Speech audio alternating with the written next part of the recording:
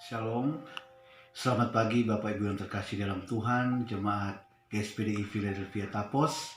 Hari ini Selasa 24 Maret 2020 sesuai dengan pembacaan rutinitas kita di gereja kita. Ya, hari ini kita membacakan di dalam Hakim-Hakim pasal 12 dan Hakim-Hakim pasal yang ke-13. Dalam Hakim-Hakim pasal yang ke-12 ini kasih dalam Tuhan berbicara tentang Yefta dan Efraim. Ya. Setelah Yefta dia menjadi hakim di Israel selama 6 tahun, akhirnya dia mati dan dia dikuburkan di Padang Gilead. Nah, kemudian tampillah hakim-hakim setelah Yefta, ya. Di ayat yang ke-8 sampai ayat yang ke-15 dicatat di situ bagaimana ada ketiga hakim yang menggantikan Yefta untuk memimpin bangsa Israel, ya.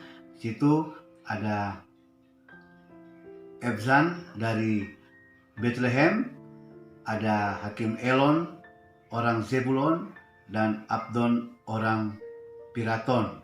Nah, di sini kita lihat kasih dalam Tuhan, ya, di pasal yang ke-12 ini bagaimana di ayat yang pertama Yefta diancam dan diserang oleh suku Efraim. Kalau kita baca di ayat yang ke-12, di ayat 1 dikatakan, dikerahkanlah orang Efraim, lalu mereka bergerak ke Safon, dan mereka berkata kepada Yefta, mengapa engkau bergerak untuk memerangi Bani Amon dengan tidak memanggil kami untuk maju bersama-sama dengan engkau? Sebab itu kami akan membakar rumahmu bersama-sama kamu. Nah, di sini kita lihat, ya, bagaimana orang Efraim, ya, mereka mengancam Yefta dan bangsanya, dan akhirnya dengan tegas di ayat 2 dan ayat yang ketiga Yefta berkata dengan tegas kepada orang Efraim, dikatakan, tetapi jawab Yefta kepada mereka, aku dan rakyatku telah terlibat dalam peperangan yang hebat dengan Bani Amon, lalu aku memanggil kamu, tetapi kamu tidak datang menyelamatkan aku dari tangan mereka. Ketika kulihat bahwa tidak ada yang datang menyelamatkan aku, maka aku mempertaruhkan nyawaku, dan aku pergi melawan Bani Amon itu, dan Tuhan menyerahkan mereka ke dalam tanganku. Mengapa pada hari ini kamu mendatangi aku untuk berperang melawan aku? Inilah kasih dalam Tuhan, ya, jawaban yang dikatakan oleh Yefta bahwa dia melibatkan Tuhan dalam segala hal. Kita belajar pagi hari ini kasih dalam Tuhan, Yefta dia mengandalkan Tuhan, sehingga apapun ancaman yang dihadapi oleh Yefta, dia dapat berhasil untuk melewatinya. Begitupun dengan kehidupan kita di hari-hari ini.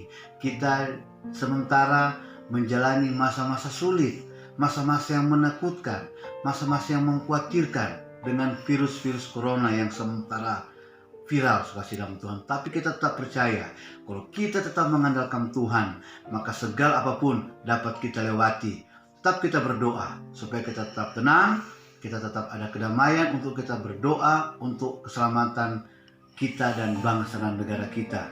Begitupun di pasal yang ke-13, ya, di situ berbicara tentang lahirnya Simson, ya. Setelah masa Hakim Abdon meninggal, ya, kurang waktu 40 tahun tidak ada kepemimpinan untuk orang Israel. Akhirnya Tuhan menyerahkan mereka ke tangan orang Filistin, dan mereka melakukan apa yang jahat di mata Tuhan. Maka tampillah Simson, kasih dalam Tuhan, ya, dari ayah Manoah orang Sora, dari keturunan Dan, serta ibu yang tadinya mandul, dan akhirnya luar biasa kejadian dari Simson ini, kasih dalam Tuhan. Kejadian Simson dahsyat dan ajaib. Kalau kita bisa melihat bagaimana Simson itu adalah orang biasa, tapi roh Allah yang ada di dalam Simson itu sungguh luar biasa, sehingga kekuatan Simson melebihi kekuatan-kekuatan yang lain. Dan kedepannya kasih dalam Tuhan, kita akan melihat, akan mendengarkan dari hamba-hamba Tuhan yang lain bagaimana pengalaman Simson, kehebatan Simson di pasal yang ke-13, 14, 15, dan 16 dengan versi-versi yang lain yang akan disampaikan oleh hamba-hamba Tuhan. Percaya kasih dalam Tuhan, kalau Simson sudah ditolong Tuhan, kita pun pas juga akan ditolong Tuhan. Selamat pagi, selamat berkarya, salam damai. Tuhan Yesus beserta kita. Amin.